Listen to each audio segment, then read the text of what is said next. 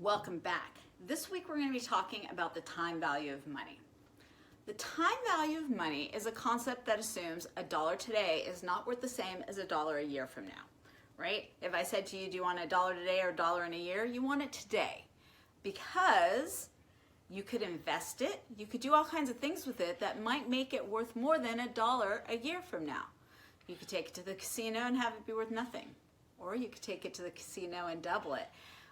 That we're not talking about gambling in this, so I don't know why I shared that, but I do like to gamble. All right, but the time value of money, it assumes that a dollar today isn't the same as a dollar a year from now, that there is some sort of a value of that time. And so we're going to start off by talking about loans.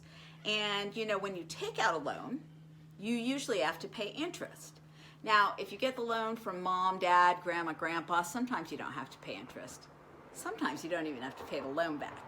But we're going to be talking about out on the open market, what they call an arm's length transaction. And so we're going to look at some loans, right? A home loan and auto loan. And you're actually going to walk away with some spreadsheets that you can keep and use for your own personal self at whatever point that you may or may not decide to buy a house, or if you decide to buy a car and get a car loan. So that may be useful for that. We're going to talk about annuities. So that's things like pensions, right? So I retire and they're going to send me $1,000 a month.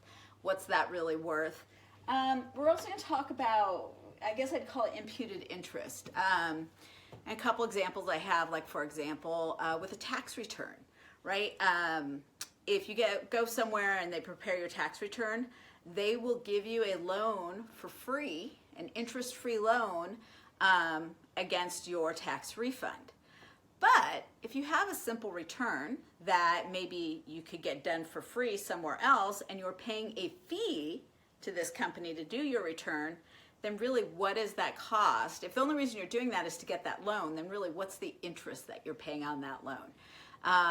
We're also going to look at maybe some other examples about that as well. So this will be a chapter that you'll probably take some of this stuff and be able to apply to your real life, if not today, probably within the next 5 years. So for sure want to hang on to it.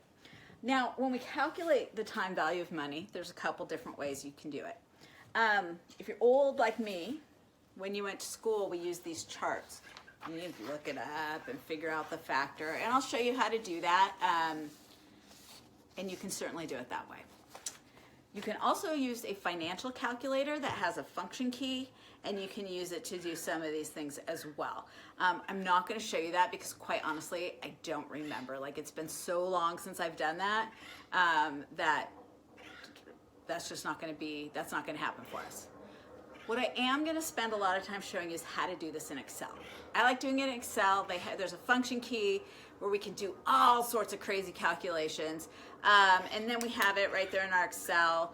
I have in the past printed mine out, and I take it like if I'm going to buy a car, and that way I know exactly what, depending on how much the car is, what my payment will be. And that's good information to have. When we talk about it, I'll tell you why. I've done it when buying a house, like how much house do I think I can afford, how much down payment do I have.